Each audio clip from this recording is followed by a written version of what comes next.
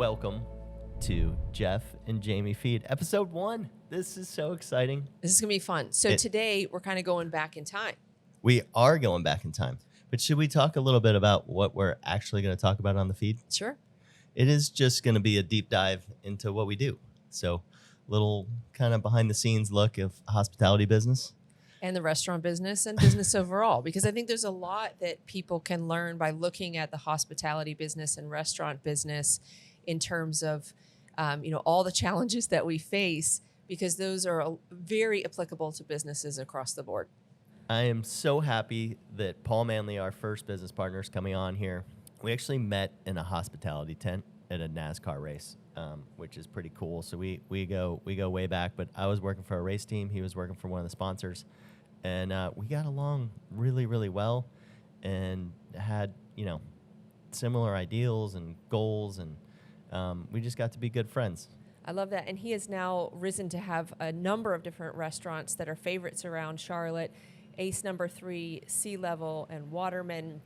And he has a hospitality company called High Tide. But today we are lucky because we're going to go back in time a little bit to 2009 when we opened our very first restaurant, Crêpe Cellar Kitchen and Pub.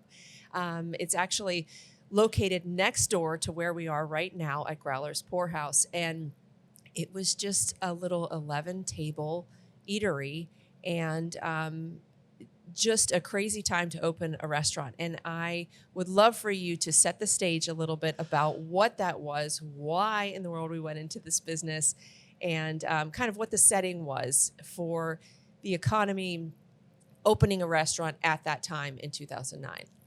This is awesome because it really is the culmination of us quitting our jobs, traveling around the world, coming back to Charlotte, and still being totally lost, not having a clue. We went on an overseas trip in order to find ourselves, and we came back more lost than ever.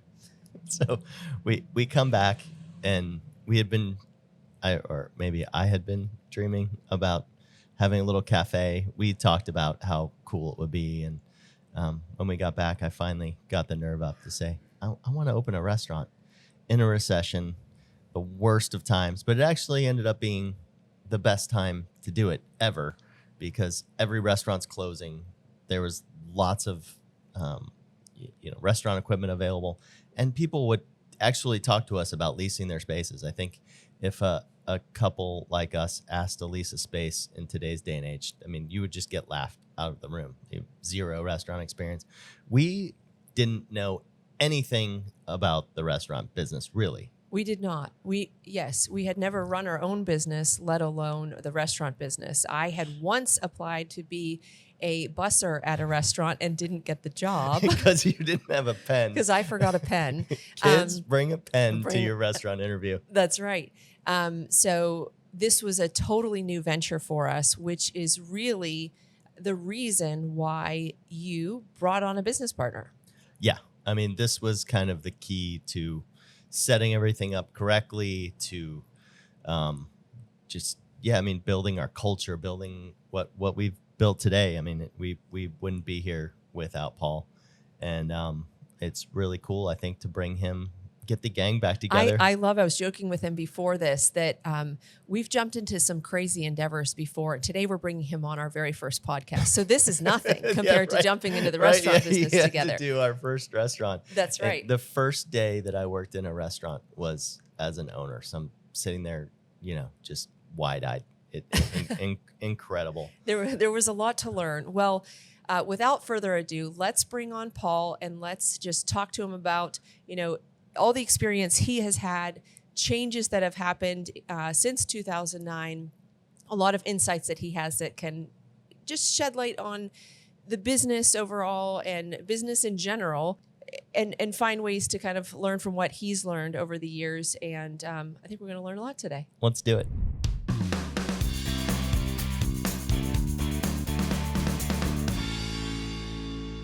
All right, so welcome today, Paul Manley. We are so glad to have you here. You have been a dear friend, a mentor, a person who we have relied on in so many different ways to just help steer us along our path. And we're so grateful you're here with us as a guest today. It's an honor. I'm super excited to be here. Thank you. Appreciate it. Just to set this up, I was going to text you yesterday. And by the way, you're still in my favorites on my iPhone, which the number of restaurant business partners that have like separated their restaurant groups and gotten this far, they're still talking to each other is probably pretty slim. So I think we're doing pretty well. Doing great.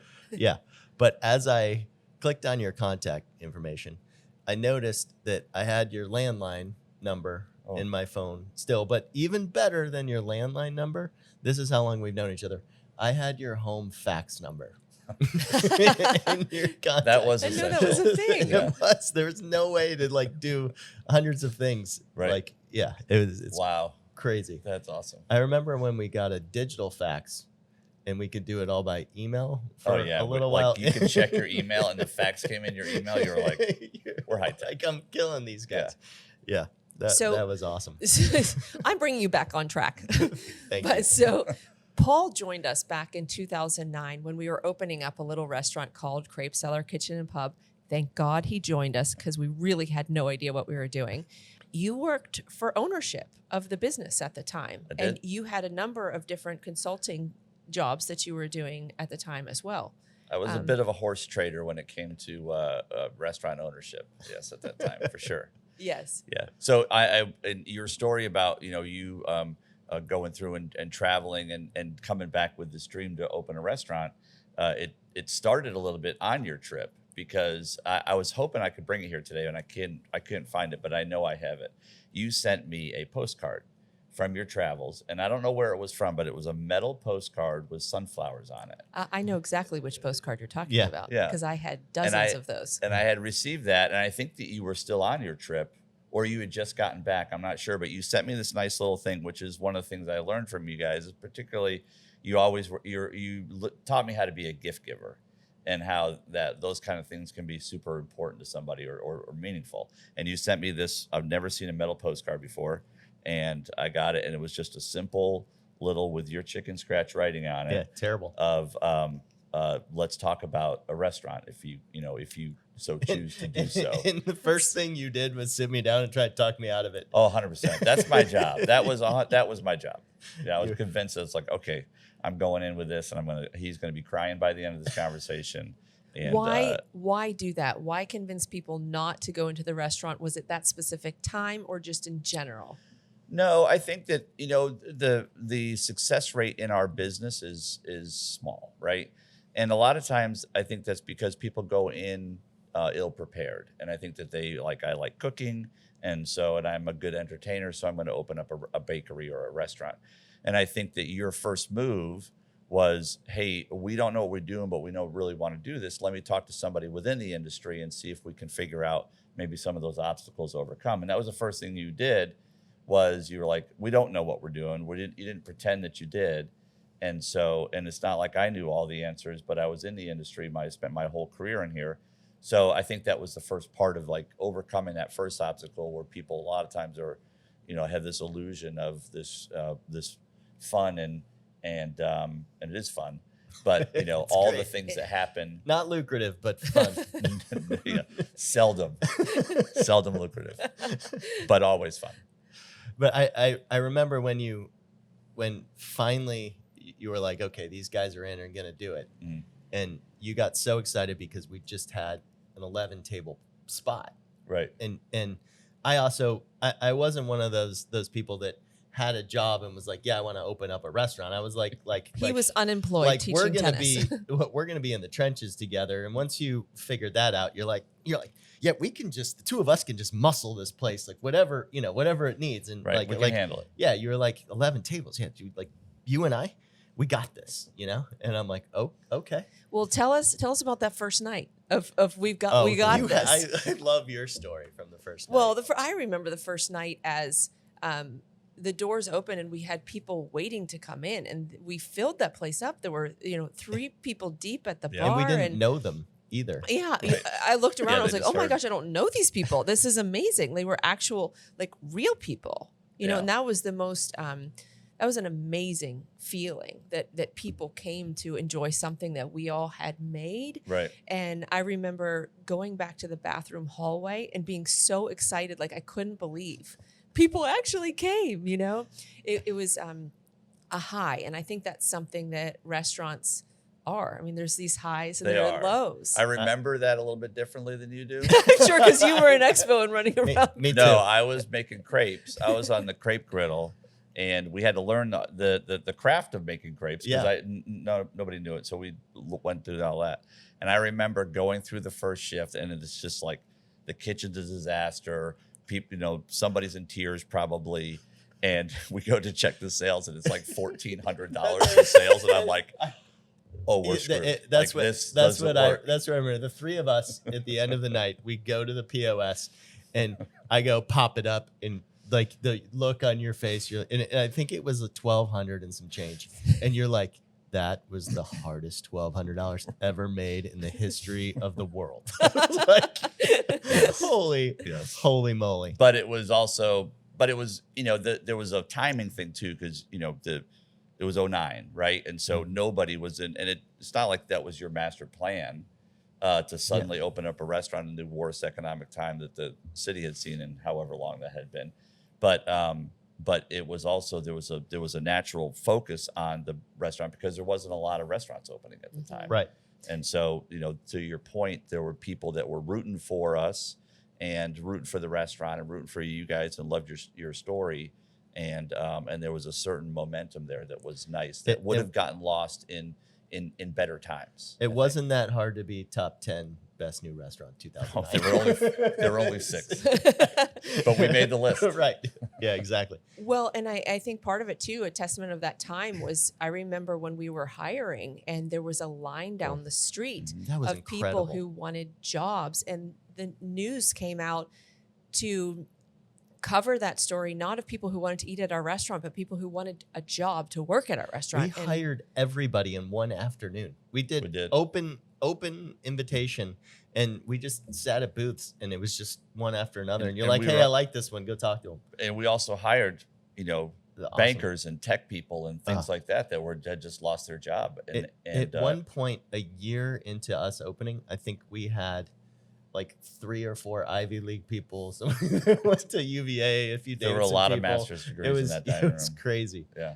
Yeah. So 2000 time was a pretty spectacular time to open a restaurant for sure. And but you have a number of restaurants now. You've got Sea Level, you've got the Waterman, you've got Ace No. 3, and a lot has changed since 2009. It has. What would you say are some of the biggest things that you've seen evolve since then that impact your businesses now on a day-to-day basis? Well, I mean, the biggest component of it stays the same. It's just taking care of people and trying to, serve great meals and create great experiences and provide hospitality. And, the landscape constantly changes, but I don't think that the playbook changes a whole lot in my experience, So I think that, we're in great economic times right now, or our city is growing at a very rapid rate. And to me, there's opportunity there as you all know. But I think that a large part of it is sometimes you can get distracted by all that kind of stuff and lose focus on the core piece. And I don't think from the first day of Crêpe Cellar to today, walking into my restaurants, I don't think a lot has changed as far as what the focus is. I love that. And that's something, truly Jeff talks about this all the time, not just to me, but to our restaurant group overall. And it's something that we had learned from you guys. Why don't you talk about that? Because I know it's so dear to your heart.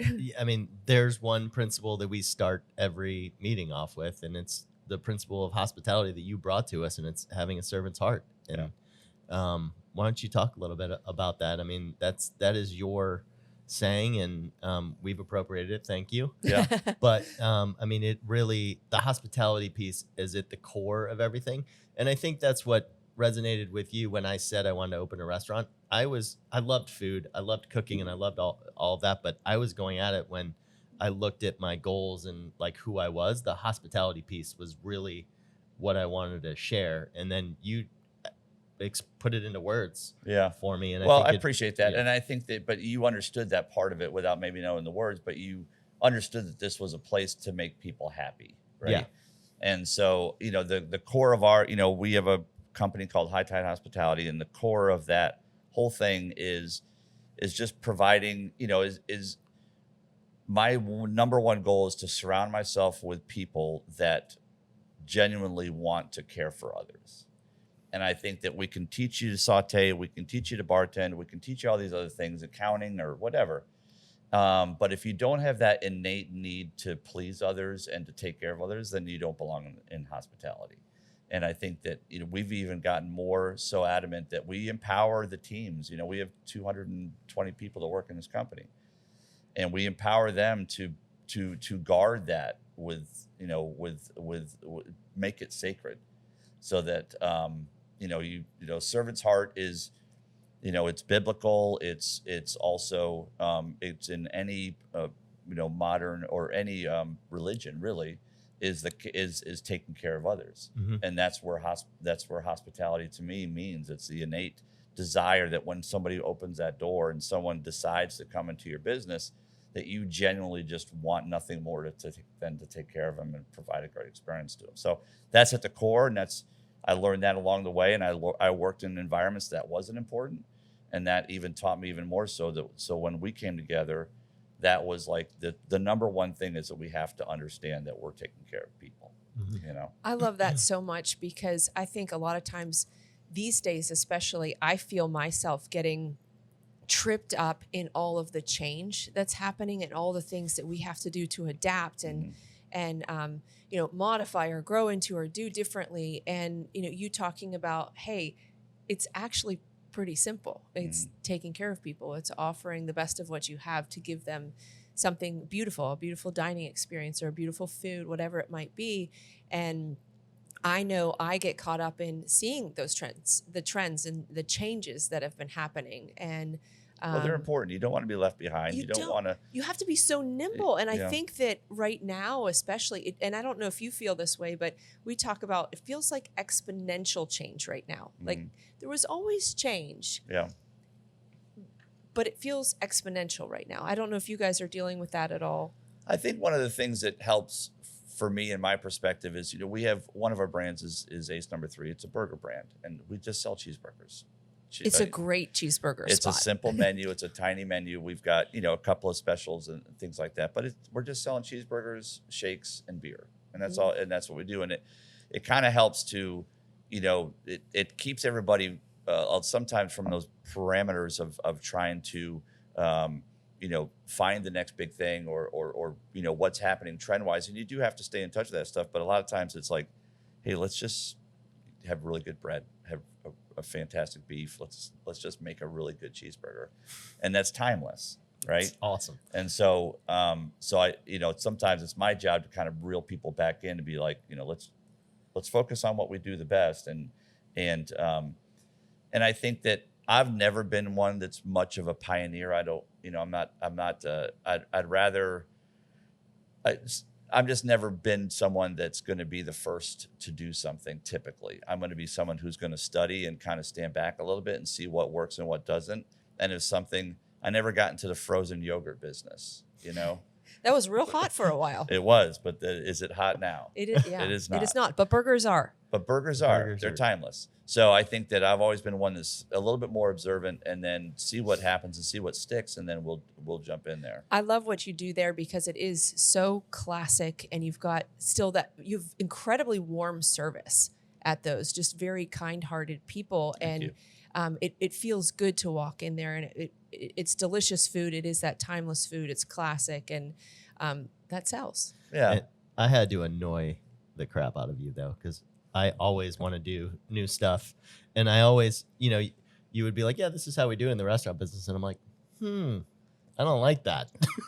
Can we do it this way? I saw this setup, this studio setup, and I was like, Jeff's been here. He loves all this equipment. This is his thing. Yeah, you were all, but you also, like, I didn't know A about lot of research though went into, I didn't know about beer engines. Right. I didn't know anything about that, but you knew all about that because you found it interesting. So Right. you would bring things, and I would sometimes have to shut them down. Like, I'm not really interested in doing whatever that is, but there was just cool stuff. But it takes enthusiasm and it takes curiosity in this industry. And I think that that's the curiosity piece and the enthusiasm you had, covered.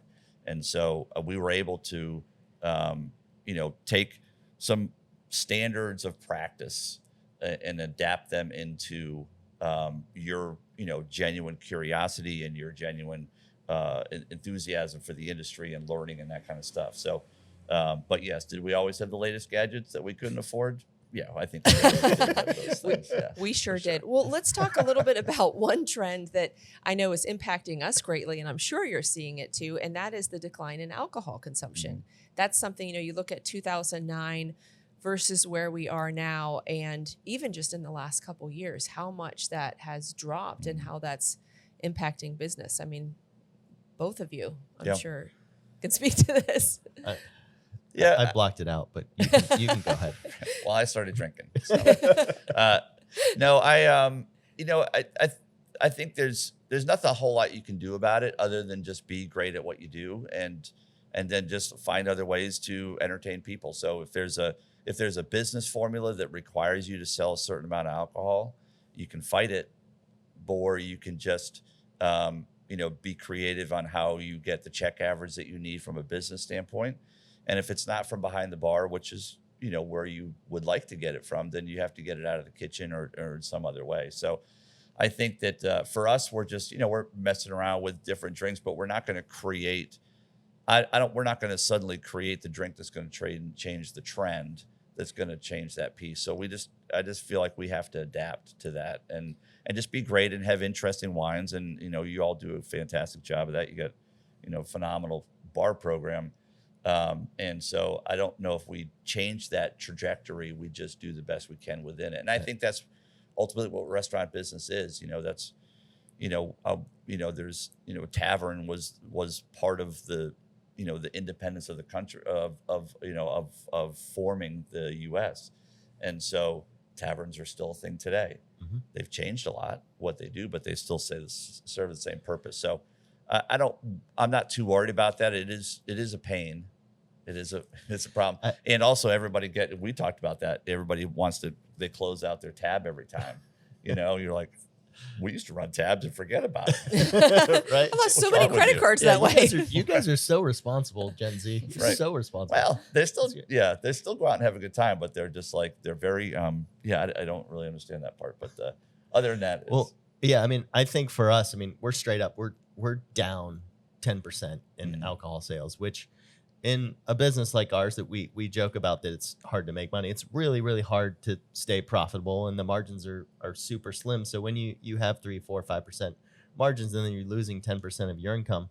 Now, I think we've fought hard, and we're really focusing on the NA beverage and really, really trying to do the best job we can of a beverage program in total. And so we can get 2% back from NA or whatever, and that's where the adaptation comes from. Like, it doesn't have to be in the form of a vodka. It can be in a form of a lot of other things. Of other things. So we're really trying to, kind of pick up everything we can on the margins and operate more efficiently. But I think at some point we have to get that 6-7% revenue back.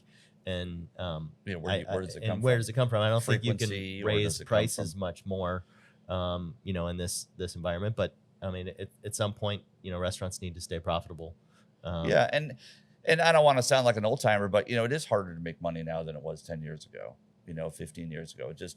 It's just a more difficult business to make it profitable, and so you just have to be disciplined in that, and you just have to what I'm finding is that you have to find it in pennies and dollars, and so you do a great job with procurement and try to get the best deals you can. It's just great though that we love it so much, and that part doesn't even really matter. It doesn't really matter. I go back to the fact that there's nothing. I spend too much time in the office, in the computer, or in meetings. A lot of meetings.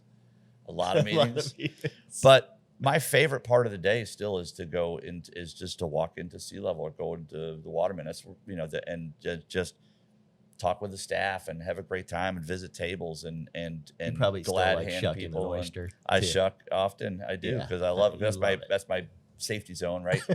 I'm shucking tonight, actually. Are you? Yeah. Oh, And that's so awesome. And but that's the part of the business that is rewarding and whatnot. You know, the less meetings, more time on the floor. Yeah. That's my goal. I love that. Well, and that speaks to going back to that hospitality piece that is so central to you and your business overall too. Another trend besides the alcohol consumption going down, and I really love how you talking about being so flexible with that. But another one is that it's third-party delivery. A lot of people are eating on their couches at home, and what does that do to dining? And I know we're certainly impacted by that, particularly because a lot of our places are very, I'll say, experiential. You know, they're experience driven. We've got locations in old churches, old buildings. You're meant to be there and experience coursed food, and you're all in on the family dining aspect. You know, family the dining. Sharing It'd plates. be really nice to have the best burger place in town. Yes. Well, I mean, you know, that part of it is, you know, I look at it a little bit as a necessary evil because your control of the experience leaves when the food leaves your restaurant. Yes, right? absolutely. And so no matter what happens, the fries are not as good when you get them at home. You know, and the first thing you do when you open up your bag is you eat a fry. And you judge your meal from that fry on. And when that fry is cold or mushy or whatever, then you're like, I guess it's going to be, you know. So, and so, you know, and that industry is changes, evolving. And this company buys that company, and this you know, this rate changes and all those kind of things. And so, you know, we charge more for online food, and we're not apologetic about it because it's an expensive premium thing. And if you do want to sit on your couch and you do want to enjoy a cheeseburger, you are going to pay a little bit more for it. And I think people are willing to, and that they understand that piece. But I don't like it because the fact of it ruins the experience for the guest. You know, it's just not going to be as good when you get it at home and eat it there. So that's what I don't like about it. And Jeff, I mean, you can speak to this, but in terms of like, we don't do third party from some of our spots, like Supperland, for instance, we don't bother doing that. Yeah, it just seems silly that you're getting an $80 steak and we'd like wrap it up and send it to your house. Right. It just because part of that $80 steak is that experience of that beautiful plate that you're eating it off, and the music that you're listening to, and the lighting in the room, and the company that you keep, and the fact that you got a little dressed up to go and eat that thing. But then you're in your pajamas, you're like, this isn't worth it. It's like, no kidding, dude. You're missing out on 80% of the experience. Do you remember Right. we used to have some local people in Noda here that would get our French onion soup? Yeah. And it used to, you know, come in a crock and have the cheese melted on it. And we just got to the point where we're like, I'll just walk the crock to your office and just give it back to me sometime, because this is dumb. Though, like we're putting a you're doing raw crock piece inventory of on Monday and cheese. say, I got three over there, and I got 2 down the street. But I mean, it was Daryl's got we're 4. like given a styrofoam cup with a raw piece of cheese on top was like the best. You know, we're like this does not work. Yeah, it is a component that it is, and I don't know. I mean, I would hate to try to predict the future of what that looks like, but I think that people recognize that it does lack the hospitality piece of that, and we do as much as we can to try to get that hospitality and that experience in the bag and to your house. But there's always going to be something missing. You guys do an awesome job with like just labeling everything. You know, when you get your bag, like whose stuff is whose, and I'm always really impressed with that, especially if you're eating with a bunch of gluten-free kids and yeah. Got to get it right. that kind of stuff. And I'll tell you, there's no more crime committed to somebody when they are in their pajamas and they're on their couch and they get their burger from us and it's missing the fries. Like it is a personal assault on them. You know, like there's just nothing worse than that, than missing, you know, the and it's sauce hard that to you're make looking it up forward to them. It is. You can't go touch the table, talk to them. We send them a gift card and that kind of stuff, but it's like, they wanted that fry in their mouth right now. Like that's what the whole reason why they went online and ordered right. that. So there's hospitality in that too. But so we just try to control as much as we can from it, and then follow, you know, kind of what those trends are and what's working, excuse me, and not. And but that's kind of, you know, that's I think that where we end up in another 5 years in that whole model will be different than where we are right now. And the lack of profitability for the operators, for the restaurant companies, that will have to come to head at some point. And so I have one kind of final thing to end on, which Yeah. I think is something that I hadn't seen before and seemed pretty novel. And I think it's so cool having you here and talking to you that, you kind of had your reset in 2009 where you started doing your restaurant consulting and we jumped into this. And now the two of us, we have, almost 600 employees, 500 and some employees, and Charlotte's been really good to us. So I think that's incredible. But growth wise, there's not a bank in town that will loan money to a restaurant. It's just not something that banks do. I don't think it's very wise for banks. I understand. But you were able to do kind of create a stock situation to raise money for your next restaurant. So how did that go? What do you think about it? Will you do it in the future? Talk to me a little bit about how it works and what hoops you had to jump through. Yeah, it's an expensive business for startup. I don't have it falling out of my pockets. I'm not a wealthy person. And so whenever a new opportunity comes or we decide to do something, there's always the capital raising piece of it. And I've done a few different things. I've had a few different partners and I've tried to do a few different things, and some has worked and some hasn't. And I've had to buy some partners out and just because of personalities or just the deal didn't work, whatever. And so we tried a new thing with we're opening up a new Ace right in the middle of Uptown. And we tried this new method of Class A, Class B, and selling shares in the restaurant. And I really like it because it makes us have to perform. Like it's not just paying us back or me and, my main partner, Dennis, and, there's a small group of us, but there's 20 people that would like to see their money returned to them and get a return on that investment. So it is high risk, just like restaurant business is high risk, but people do have portfolios where they do need to have some risk in their portfolio. And so I'm excited about it because we were able to raise it pretty easily to sell 20 shares in a company. And it also puts the pressure on us to really perform and really answer to more people than that. And so it's got to be the right piece of real estate. Yeah. It's got to be the right formula. We've got to have the right team. Like, instead of just be accountable for us, I've always been better at being accountable to others than I have been to being accountable to myself. It feels so good to write those checks to the investors where, it's amazing. like people believe in you and they've given you their money to perform, and those distributions always feel so good when you know. I have a main investor named Dennis Thompson, and there's nothing better for me than when I like performing well, but I like performing well for him better. Yeah. I like it when I can just send him a check and or hand it to him and that kind of stuff. It really makes the whole thing worth it. So we're gonna try it. I don't know the end of the story yet, but I'll inform you. But it was well received, and I think that I'm excited about it. What is next for you with that project? What's or any other projects? What's coming up for you? I've never been a very good planner, so I don't think that it's a very good. We have 3 exciting brands right now. We are working on a 4th brand right now, and which I'm excited about. Kind of takes me back to more upscale dining again. But we went through. So I've had this version of my company of High Tide Hospitality. We've had it for 10 years. And we've gone through a lot of changes and morphed into other things. And we've had a couple of setbacks. We've had some leadership changeover that really kind of needed to happen, and made them some tough decisions and find some better talent. And I was able to, and through that course, we lost a restaurant.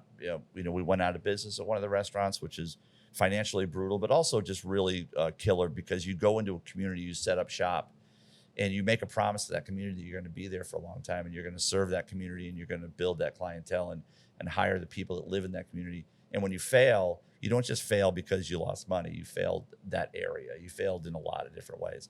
And so that whole experience for us made me kind of build a better team. And so now I'm super excited about the team that I have. And I feel like we can accomplish a lot more. So I can push the gas on growth or innovation or changes or discipline, those kind of things, because we have the team to be able to do it. We're the previous, form of that team. We didn't change everybody out, but we had to make a few strategic moves. And so I'm excited about our ability to grow. And if the burger thing works and we raised capital that way and people want to do it again, we're going to do it again. So I love that. I love that. And that's such a good example too of just being nimble in your business and figuring out, okay, well, this is working in other places, almost a little bit like crowdsourcing, I guess, in its own way. But you've found a new way to succeed in such a challenging business, particularly with starting up. But we can't thank you enough for it's been a pleasure coming on today. Yeah, it's been awesome. I love having the gang back together. It's great. In Growlers. In Growlers. And I do want to take the opportunity to say just how proud I am of you too. Where we started in 09 and you've grown so much, Jeff, so much. I mean, I can't emphasize enough. No, but I really am proud of what y'all have built, and you do it for the right reason. You do it because you love the industry, you do like taking care of people, and you do enjoy the hospitality part of it, and you do like fun and interesting projects and stuff. And so I'm super proud of y'all, what you've done, and I look forward to more. Thank you, Paul. Yeah. Thank you. Thanks for taking the time to come on here and jump in a new venture here with us, Absolutely. too. All right. Thanks, Paul. Thanks, man.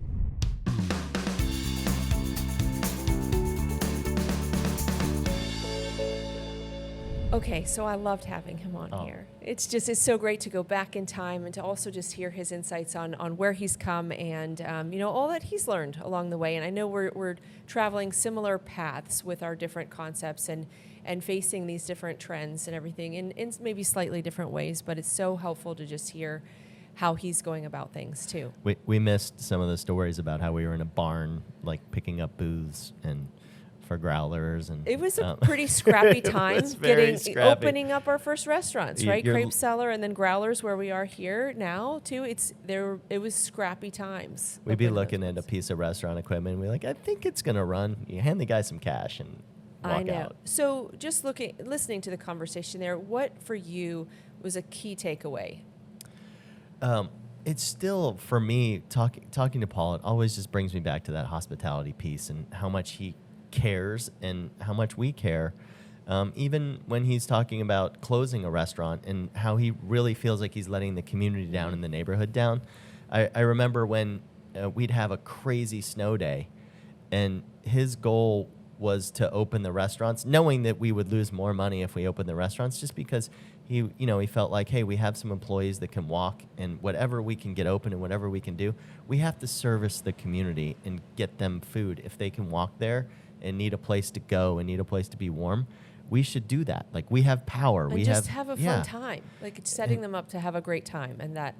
It was always just a commitment to the neighborhood and the community. So I love how much he cares. It's awesome. Yeah, I agree. I think a lot of people don't realize, people in the restaurant business, sure, you're trying to make money, but it is like this draws a very unusual type of people who are willing to put themselves out there and create something, and you don't know if people are going to show up. You don't know if your restaurant's going to be full. You don't know if you're going to make money, but you're creating something to bring joy to other people. And, I surely get spun out sometimes that, our revenue numbers weren't where I want them to be, or, there's all these trends happening that are pulling us down. And I think the way he talks about it is so hopeful. And it's not about getting pulled down. It's how do you kind of look at things in a strategic way and in a way that can make your business better. And I think that's a really powerful thing, that truly that one piece of hospitality is what it all comes down to. And all the other things are just things we get caught up in that maybe aren't that important. So I'm grateful he came on, and I think we can wrap up our first episode here. And that was really fun. I enjoyed it. I think it was great. Well, thank you all for listening, and please stay tuned for our next one. We'll look forward to hanging out with you again soon.